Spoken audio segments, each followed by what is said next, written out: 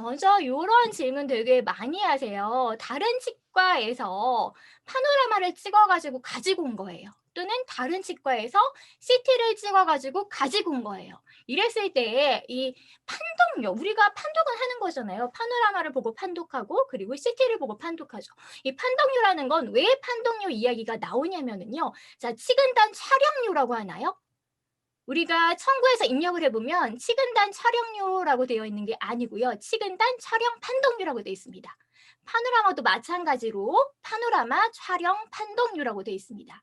CT도 마찬가지예요. 촬영 판독료예요. 촬영 판독료라는 건 뭐냐면 촬영료 더하기 판독료라는 거죠.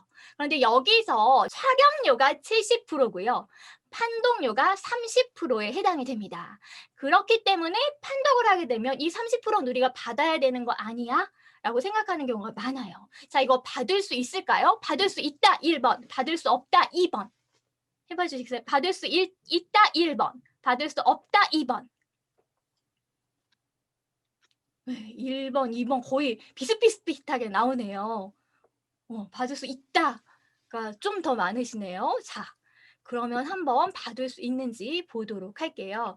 이 얘기가 한동안 저한테도 질문이 되게 많이 왔었던 내용이에요. 그래서 제가 예전에 심평원의 질의를 보냈던 내용입니다. 타병원에서 촬영한 파노라마에 대해서 판독료를 받을 수 있는지에 대한 질의를 했습니다. 질의에 대해서 답변이 어떻게 왔냐면, 자, 보시면은요. 방사선 특수 영상 진단요. 요거 같은 경우는 환자가 다른 요양기관에서 촬영한 방사선 특수 영상 진단에 대해서는 당해 요양기관에 상근하는 진단 방사선과 전문의가 판독하고 판독 소견서를 작성 비치한 경우 산정합니다. 라고 되어 있고요. 아래쪽에는 치과 파노라마 촬영은 제1절 방사선 단순 영상 진단에 해당됩니다. 라고 되어 있죠. 도대체 뭔 소리인지 모르겠죠? 이게 도대체 뭔 소리야? 뭔 소리인지 잘 모르겠죠? 자, 이거를 정리를 해보면은요. 방사선 촬영이요. 두 가지로 나뉘어집니다.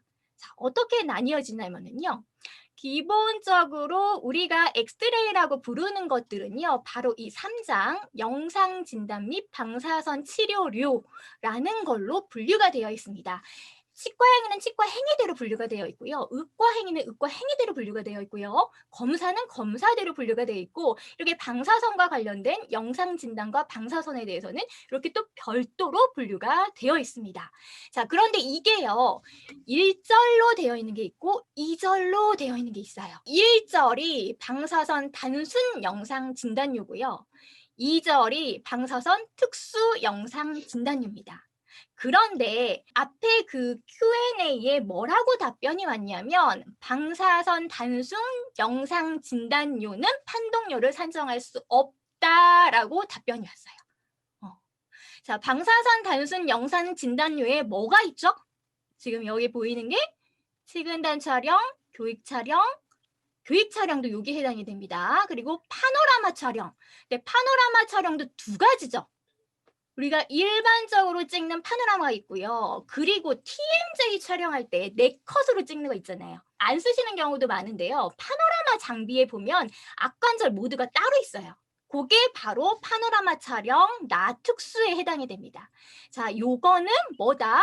방사선 단순 영상 진단료입니다. 여기에는 판독료를 산정할 수 있다, 없다? 자, 있다. 지금 잘 듣고 있는지 테스트 해볼 거예요. 있다, 1번, 없다, 2번. 네네. 네. 1번 하면 막 화내려 했어요? 네, 2번. 네, 정확히 잘 듣고 계시네요. 네, 판독료를 산정할 수 없습니다. 그런데 앞에서 이 방사선 특수 영상 진단료는 가능하다라고 했어요. 방사선 특수 영상 진단료에는 뭐가 있냐면 CT하고 MRI가 이거에 해당이 됩니다. 치과에서 MRI 찍는 경우 거의 없으시죠? 뭐만 찍으시죠? CT만 촬영하시죠. 자, 그러면 CT의 경우는 가능하신 거예요. CT의 경우는 가능한데 무조건 가능한 게 아니고요. 자, 이런 경우만 가능합니다. 어떤 경우 상근하는 진단 방사선 전문의가 판독한 경우만 가능하세요. 상근한다라는 건 뭐냐면 치과에서 주 40시간 이상 근무하는 경우를 상근이라고 이야기해요. 근데 그런 진단 방사선 전문의가 있는 경우는 사실 대학병원 말고는 거의 없죠. 그래서 일반적으로 치과에는 해당이 되는 경우가 없다라는 거죠. CT도 가능하긴 하지만 진단 방사선 전문의가 판독한 경우만 가능하기 때문에 사실상 일반적인 로컬에서는 적용하기 어렵다. 혹시 선생님들 치과에서 진단 방사선 전문의 있는 경우 있으세요? 있다 1번. 혹시라도 있다 1번. 없으시죠? 아마 거의 없으실 거예요. 그래서 사실상 우리가 그죠. 거의 2번이 아닌 거를 제대로 아시네요. 네네. 집중해서 잘 듣고 계시네요. 아주 잘하고 계십니다. 그래서 사실상 우리가 CT나 파노라마를 다른 병원에서 가지고 왔을 때 판독료를 청구할 수 있는 경우는 거의 없다라고 생각을 해주시면 되세요. 자, 이거를 제대로 알게 되면은요, 이 부분에서도 헷갈리지 않습니다. 한 가지를 알더라도 사실 확실하게 아는 게 굉장히 중요합니다. 50회 플랜 과정 보면 하나 가지고 되게 길어요. CT 하나 가지고 1시간 하거든요. 교합 조정 하나 가지고 1시간 해요. 도대체 할 내용이 있을까라고 생각을 하시는데 할 내용이 있다라는 거예요. 이게 왜 여기서 오고 이건 무엇을 이야기하는 거고. 근데 그거를 정확히 알아야 내가 자신감이 붙어요. 그러니까 원장님이 물어보면 아 그렇다라는데요 라고 이야기는 하는데 왜 이게 이런지를 몰라요. 원인을 몰라요. 원인을 모르면 자신감 있게 얘기를 못 하거든요. 그러니까 자신이 안 생기는 거예요. 하기는 하는데 왜 그런지를 몰라. 그러니까 자신감이 붙질 않는 거거든요. 그래서 중요한 거는 이게 왜 이렇게 되는지, 이 근거는 어디에 있는지 이걸 알고 공부하는 게 굉장히 중요하다라는 겁니다. 본인이 사실 그런 걸 찾을 수 있어야 되거든요. 그래야 이제 진짜 자신감이 생길 수 있다는 겁니다.